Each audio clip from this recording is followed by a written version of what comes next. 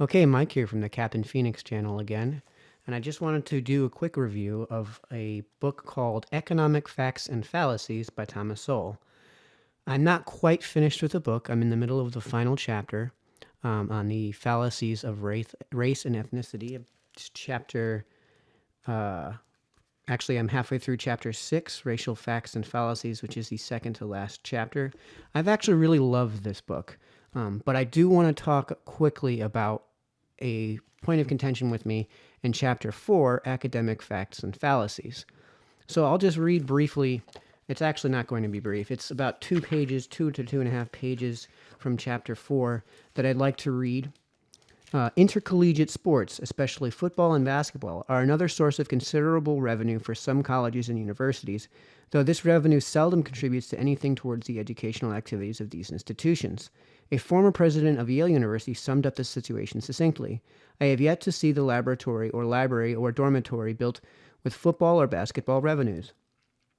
On the contrary, these and other sports more commonly cost more money than they bring in, even though the top intercollegiate sports bring in millions of dollars in gate receipts, television rights, and other sources of revenue.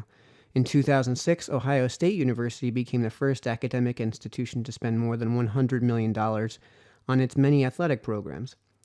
However, with a top-ranked football team playing a bowl game, its $101.8 million in expenses was covered by $104.7 million in revenue. At most colleges and universities, however, financial losses are the rule for athletic programs, despite some, quote, creative, end quote, accounting used to conceal how much some intercollegiate sports are costing. The head of the National Collegiate Athletic Association, the NCAA, acknowledged that, when properly accounted, fewer than 10 of the more than 1,000 college athletic departments run a surplus, according to the New York Times. The NCAA is a nationwide cartel whose guiding principle is that none of the vast sums of money involved in intercollegiate sports shall be paid to those who play the games at the risk of their bodies. Meanwhile, those who direct those athletic contests from the sideline can be handsomely rewarded. More than 100 years ago, when Harvard hired its first paid football coach, his salary was 30% more than the best paid Harvard professor received, and was comparable to Eliot's salary after his almost 40 years as a president. Such patterns remain common today, except that it is now common for football coaches to be paid more than the presidents of their respective universities. While it is still rare for a university president's total compensation package, salary plus benefits, to be $1 million a year, a number of football coaches have had compensation of more than $1 million a year each, and 10 college coaches have compensations of more than $2 million. None of the presidents of these 10 institutions had an annual compensation of as much as $800,000. Even a college's top recruiters of high school football players can earn more than $200,000 a year, which is more than the average salary of a full professor at Harvard. It may seem strange, if not irrational, for a college or university to be paying a huge salary for someone who is directing an activity which is usually losing money on net balance. But again, it is necessary to distinguish what is beneficial from the standpoint of the institution as a whole from what is beneficial from the standpoint of the individuals in charge of making particular decisions within that institution. Moreover, short-run economics differs from long-run economics. In the short run, a sports stadium and other athletic facilities have already been built, so the only costs that matter are the incremental costs of maintaining and operating these facilities, which may be a small fraction of the total costs that include the cost of building such facilities. The revenues that a successful sports program can bring in, whether in gate receipts, television rights, bowl game money, etc., may easily exceed the incremental costs of keeping the athletic program alive and successful. On the other hand, if the football or basketball team is a chronic loser in its games, all these sources of revenue may fall drastically and fail to cover even the incremental costs of running an athletic program. Given these incentives and constraints, hiring a coach who is likely to produce a winning season is worth paying a very large salary. But what about the long run? In the long run, the stadium and other facilities will need costly renovation or rebuilding. From a purely economic standpoint, the college or university may be better off at that point to discontinue intercollegiate athletic programs that are costing more money than they are bringing in. However, from the standpoint of a college or university president, is it worth stirring up a hornet's nest of outrage from students, alumni, and perhaps even some faculty members by discontinuing a football or basketball program that the president has been repeatedly authorizing for years? A college or university president has few incentives to think in the long run terms beyond the president's own term in office, which can be cut short precisely by outraging various constituencies of the institutions. Since universities participating in collegiate athletics are nonprofit organizations, there are no stockholders to complain about the inefficiency of subsidizing money-losing activities, much less mount a campaign to get rid of a chief executive who is reducing their return on their investment. In a profit-based enterprise, any money-losing operation is a threat to the institution's long-run economic position, and that threat is reflected immediately in its stock price, in a lower rating of its bonds, and in a growing reluctance of banks or other financial institutions to let them have money. It is significant that the relatively few academic institutions that are run for profit, including the University of Phoenix, which has more students than any nonprofit universities, do not have football teams or stadiums. So just a few quick points. This is one thing I should point out is that this is about 2.5 pages, 2 to 2.5 pages out of a book that's around 216 or so pages. This is really the only point with which I have any problem. It's the only point of contention for me. And it's that last paragraph that really reveals Sowell's position on this matter. So we'll just quickly reread.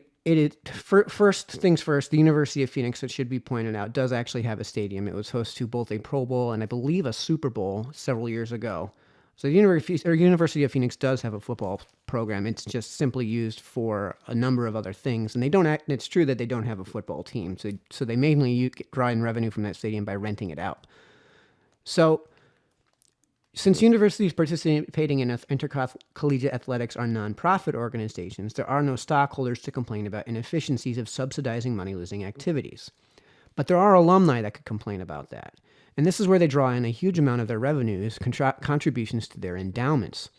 So, if you had an alumni association that refused to continue to contribute towards this endeavor, that would refuse to continue to donate huge sums of money to build these buildings that he suggests are not being built by athletic programs, then yes, you do have contributors who are in some way in control of how that money gets spent. Further, I think the greater point here is that he's suggesting that if you do not have an athletic program that runs in the black, and almost none of them do, then you should be, from an economic standpoint, just on that alone, discontinuing your athletics program. Or, if you don't have an athletics program and you project that it will run itself in a loss, then you shouldn't institute a new athletics program. Here's the point where I take issue. That could be seen, and it is not necessarily the case on a case-by-case basis from the individual university's perspective, but it could be the case that having a varsity athletic program is the cost of doing business. So let's create an analogy that everyone can understand. Every gas station in the U.S. has the ability to accept credit cards. Virtually all of them take credit cards. This program, the program of acceptance of credit cards, is a loss. And that is because if everyone that was using credit cards instead used cash, then you would be actually making more money at net as a gas station. Having the credit card machines and having the ability to accept the credit card machines costs an awful lot of money. And when compared to the revenue that you would draw, the net revenue you would draw, if everyone were to switch over to cash, it is actually a program that would run in the red. But there's an indirect benefit to having that credit card machine, and that is that everyone today is looking to use credit cards at the pump. No one wants to use cash at the pump, and very few people today, when spending on things like gas, carry enough cash to cover a tank of gas. So what you're doing if you were to discontinue or to establish a gas station that has no cash services, that has no credit card acceptance program, you'd be losing a huge number of clients in scale.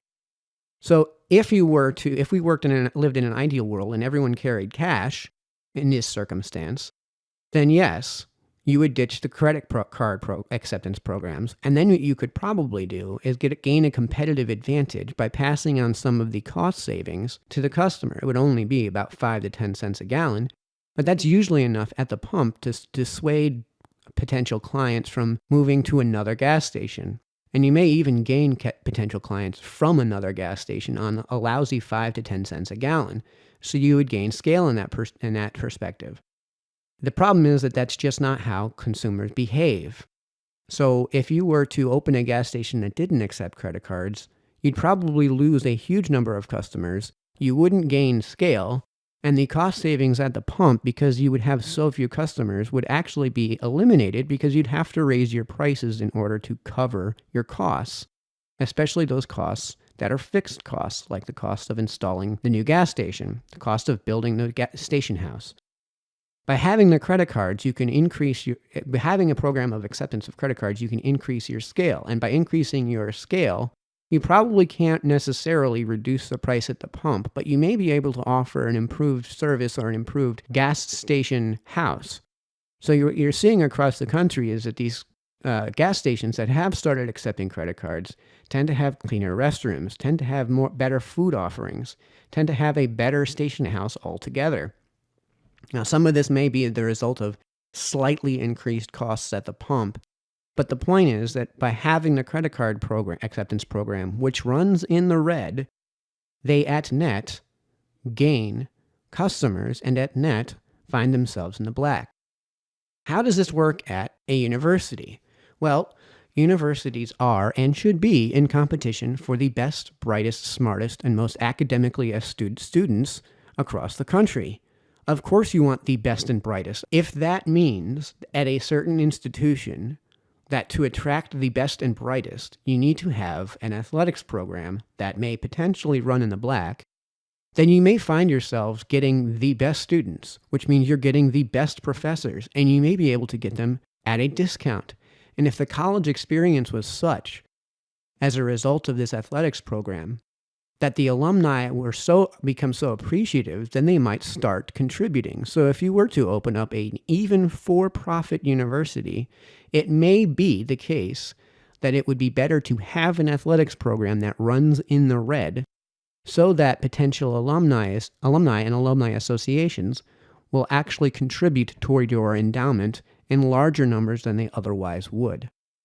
So you can see that although there is no direct economic incentive inherently to an athletic program that runs in the red, there may be a point at which running the program in the red would, at net and in the long term, create an economic gain for the university in both the nonprofit and for-profit sectors. I'd love to get more into this book, but that's really my only point of contention. The book is absolutely marvelous otherwise. I love his use of data and statistics. I will be checking, of course, a number of his sources in some of these cases. I highly recommend this book for reading, especially for those who are trying to get into economics in general and people who are trying to get into the political foray. This is a great starter. I would actually recommend, if you're going to start in the political foray, Thomas Paine's Common Sense. But this book does a really great job of explaining and debunking a number of fallacies. Chapter 3, I think, is the best chapter that he has, and that is the male-female facts and fallacies. I hope you enjoyed this review, and if you did, subscribe, and I will have more out for you. This has been Mike from the Captain Phoenix channel, signing off.